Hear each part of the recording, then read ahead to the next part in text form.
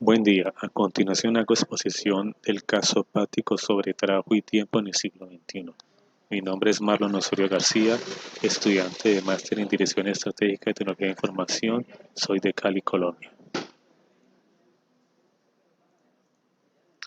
Vamos a resolver las 5 inquietudes que estoy mostrando y a continuación resolveremos una por una.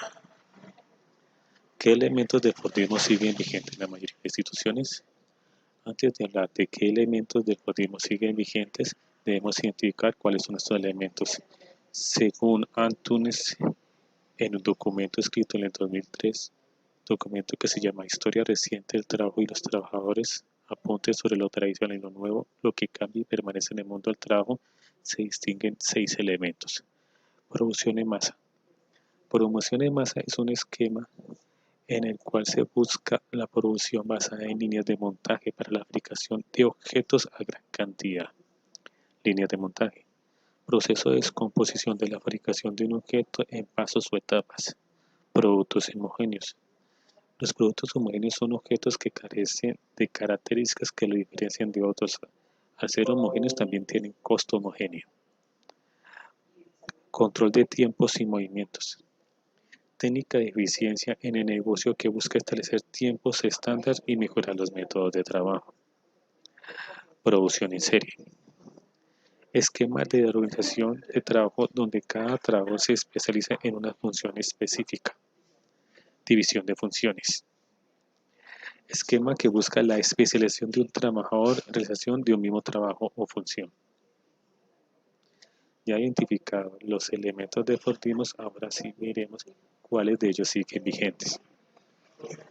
Entonces, primero pensemos en dos ámbitos. El primer ámbito es países tercermundistas con mano de obra barata. Países como Colombia o inclusive algunos países asiáticos donde la mano de obra es barata y esos países generan zonas o áreas con exención de impuestos y áreas que son muy favorables para multinacionales. Estas multinacionales se establecen en estas áreas y generan trabajo para producir en masa, para satisfacer las necesidades mundiales. Entonces podemos decir que en esos países los elementos de Fordismo para estas empresas siguen vigentes. Yendo al otro ámbito en donde ya no estamos pensando en países tercermundistas, sino en una competencia a nivel mundial, las tendencias de producción han ido hacia el toyotismo o tendencias más avanzadas en que reemplazan el Fordismo. Estas tendencias están orientadas al mercado, es decir, a las necesidades del mercado, obligándolo a tener una producción flexible, una producción de lotes pequeños para satisfacer diferentes necesidades. Ya se busca es trabajo en equipo y no trabajo en individual, ya que en el Fordismo lo que teníamos era las personas produciendo cada una su actividad. Aquí anotemos varias personas produciendo objetos. Tenemos pocos trabajadores y bien calificados y no como en el Fordismo que eran muchos trabajadores y poco calificados. Ahora, lo que prima aquí es el mejoramiento continuo en el proceso, entonces ya el incentivo se pierde. ¿Por qué? El incentivo lo que busca es la producción y muchas veces sin mirar la calidad. Entonces podemos decir que estos elementos, dependiendo de la zona en que estemos, seguirán o no seguirán vigentes. Vamos con la siguiente inquietud. ¿Cómo afronta usted los cambios en su campo profesional? ¿Son radicales? ¿Le han significado perder algún empleo? En el transcurso de mi vida yo he pasado, trabajé en el sector financiero y en el sector financiero nos vimos abocados a diferentes tipos de procesos. Algunos de ellos de recorte de personal, un downsizing, reingeniería por mejoras del área de tecnología y algunos mandatorios, como el caso de la superfinanciera en Colombia que obligó a que la revisoría fiscal fuera totalmente externa, dejando de lado los empleados que pertenecían al Estado y trabajaban para una empresa específica. En mi caso no implicó la pérdida de trabajo. Entonces, teniendo en cuenta lo anterior, ahora sí, digamos cuáles son las estrategias para sobrellevar el cambio. Estas estrategias para sobrellevar el cambio las determiné después de hacer un paralelo entre un documento escrito en el Observador en enero de 1213, que se llama 10 consejos para enfrentar los cambios en las empresas. Entonces, las estrategias que yo utilicé y las cuales asocié son las siguientes. Primero, entender las razones de cambio. Cuando digo entender las razones de cambio es por qué se está dando el cambio. ¿Es mandatorio? ¿Es problemas de la empresa? ¿Son estrategias para mejorar los costos? Esto es importante antes de continuar. Después, lo primero que hice fue prepararme para el cambio. Entonces, en ese sentido es ver todos los escenarios posibles. ¿Qué significa eso? ¿Qué pasa si cambio de área? ¿Qué pasa si pierdo el empleo? Entonces, prepararme para qué hacer en caso de alguno de esos eventos. El tercero es cumplir con los planes de trabajo actual. Independiente de la zozobra de que si continuamos en el área, es claro que tenemos que seguir con nuestras responsabilidades. No podemos dar argumentos para ser cesantes o despedidos antes de tiempo. Tenemos que seguir trabajando. Producto de todo esto, a uno le salen inquietudes. Esto es lo primero que uno tiene que hacer es para no armarse, como hicimos en Colombia, películas en la cabeza. Debemos resolver esas inquietudes con la administración para tranquilizarnos o para prepararnos. Sobre todo, ser optimista. Es decir, independiente de lo que venga, todo cambio sea por algo y todo cambio genera una oportunidad de aprendizaje. Entonces, independiente de lo que se venga, es saber que de esto vamos a salir adelante. Por último, adaptarse al cambio. Una vez el cambio se haya dado, nos tenemos que adaptar. ¿Qué significa eso? Existe una área nueva, de estilo nuevo de administración, prepararnos, adaptarnos a ese nuevo estilo de administración. Si por el contrario estoy cesante, no fue mi caso, prepararme, educarme o saber cuáles son mis ventajas y prepararme a buscar otra empresa. Estas fueron las estrategias que yo utilicé para afrontar el cambio. Continuemos con la siguiente. ¿Cómo generar lealtad en un ambiente laboral donde las personas rotan tanto y tan rápido en los puestos de trabajo? Antes de eso tenemos que entender cuáles son los costos de reemplazar a un empleado. Siempre que se reemplaza un empleo existen sobrecostos por el reemplazo de un empleado. Capacitación, inducción, todo eso es un sobrecosto. Cada vez que un empleado se va hay pérdida de conocimiento. El empleado se lleva su conocimiento. El clima laboral cuando hay cambios generalmente se ha afectado debido a que la persona era de pronto una persona importante. Fuera de eso, este empleado está dentro de un engranaje. Ese engranaje hace parte de una estrategia. Cuando ese engranaje falta un eslabón, es muy probable que se descontextualice la ejecución de esa estrategia. Entonces, todos esos son los costos de reemplazar a un empleado.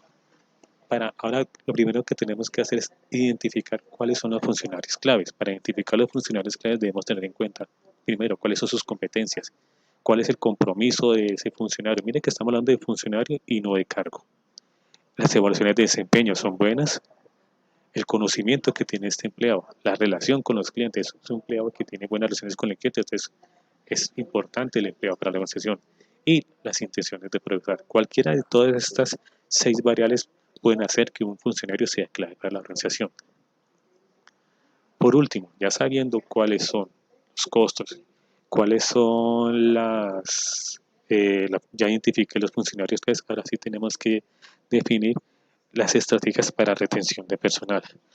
Entonces, las siguientes son las estrategias que se utilizan para retención de personal. Primero, invertir más tiempo en el proceso de contratación. ¿Qué significa esto? Los procesos de selección tienen que ser más estructurados, entonces, donde se atrae y seleccione solamente a las personas que cumplan con los perfiles. Tenemos que tener estrategias de vinculación a largo plazo. ¿Qué significa eso? No muchos van a aceptar un empleo a corto plazo, a 6 meses, entonces tenemos que darle bastante ganancia al empleado diciéndole que aquí puede haber estabilidad.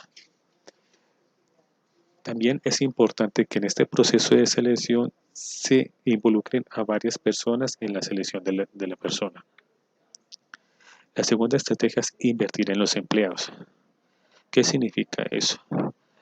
Nosotros tenemos que generarle razones de ganancia al empleado para continuar en la empresa. Entre más beneficios tenga el empleado, más difícil será para él salir de ahí. Si este empleado tiene beneficios económicos como por ejemplo facilidades de crédito, auxilios para educación, planes de salud, van a ser motivos para que continúe. También debemos generar incentivos económicos, bonificaciones extras por el cumplimiento del trabajo, por ejemplo, beneficios por antigüedad o vacaciones, políticas salariales, es decir, hacer incrementos que estén por encima del mínimo legal vigente en el país, programas de integración familiar. Si la empresa fuera de involucrar al empleado, también involucra a la familia, va a generar una mayor acercamiento del empleo hacia la organización. Otra estrategia es favorecer varios caminos para crecer. No todos los empleados quieren crecer en el punto administrativo, algunos quieren ser técnicos, como por ejemplo ingenieros de sistemas. Todos debemos de brindar diferentes oportunidades para crecimiento, por ejemplo un plan carrera. Debemos también tender a nivelar los empleados contra el estándar en la industria, siempre que el empleado siga siendo competitivo. Debemos generar formación, capacitación para los empleados. Y tenemos que ver una estrategia demarcada también en el plan carrera. En el caso de que algún empleado salga, tenemos a alguien que está siendo formado para reemplazarlo. Esas son algunas estrategias para generar lealtad en una empresa. A continuación, un esquema donde señalo 5 ventajas y desventajas de las organizaciones flexibles. Entonces, en cuanto a forma de trabajo, una ventaja es la descentralización de la gestión, permitiendo estar más cerca de los socios comerciales. Ya tengo empleados por todos lados. Jornada laboral. El empleado que ejecuta los labores en cualquier hora donde mayor disponibilidad de servicio para la empresa. Eso es una ventaja, pero también tengo una desventaja y es que esto puede interferir en la vida familiar. Una ventaja en cuanto a estabilidad de empleo, se flexibiliza para los trabajadores el poder tener varios vínculos laborales, pero también se vuelve una desventaja porque el trabajo debe estar en constante búsqueda laboral. Beneficios laborales, otro ámbito. Es una desventaja porque no existen formación, prebenda, remuneración, extensión, plan carrera para los empleados que estén en un entorno flexible. Localización. No requiere desplazamientos. Una ventaja es que no requieren desplazamientos de empleados hacia la empresa. Una desventaja es que hay una alta dependencia de la tecnología para hacer la comunicación y trabajar en equipo. En cuanto a infraestructura, una ventaja es que la organización ahora no tiene que invertir en puestos de trabajo, pero una desventaja es que el trabajo debe recurrir en costos adicionales para su lugar de trabajo. Vamos a la siguiente inquietud. Investigue y reflexione sobre la utilidad y aplicación de algunos términos en el contexto organizacional. Entonces, hablemos de docency. Docency prácticamente es un recorte de personal. Cuando hablamos de un recorte de personal, entonces algunas de las aplicaciones y utilidades es que son herramientas para eliminar burocracia. Mejora la rentabilidad porque reducir costos, aumenta competitividad. Se puede aplicar en cualquier cadena, cualquier elemento de la cadena de valor, sea en venta o en procesos de soporte. Right sizing. Right sizing, lo que busca el right sizing es el ajuste de la organización al tamaño ideal. Puede ser crecimiento o decrecimiento de la planta. En este orden dice algunas de las utilidades es que busca ajustar la organización dependiendo de la demanda de producción y servicios. Es una organización flexible. Se maximiza la utilización del recurso humano. Busca la calidad de estrategia total. Reingeniería. La reingeniería busca la simplicidad y eficiencia de los procesos. Una reingeniería es un reproceso o una organización de los procesos en busca de mejor calidad. Entonces, siempre busca la simplicidad y eficiencia de los procesos. Puede ser aplicado en cualquier actividad o proceso. Por último, el outsourcing. El outsourcing es extraer un área de la cual no es misionada para que sea atendida por un tercero. Entonces, al hacer esto, una utilidad es que vamos a centrar nuestros esfuerzos en la compañía de los procesos misionales. Vamos a evitar errores a ejecutar procesos de los cuales no somos expertos. Vamos a tener ahorro en costos de inversión ya que no requerimos infraestructura para atender los procesos que no son misionales. Fuera de eso, vamos a simplificar la estructuración, a no tener que administrar procesos tercerizados. Vamos a tener menos personal a administrar. Espero haya sido muy claro y muchas gracias por su atención.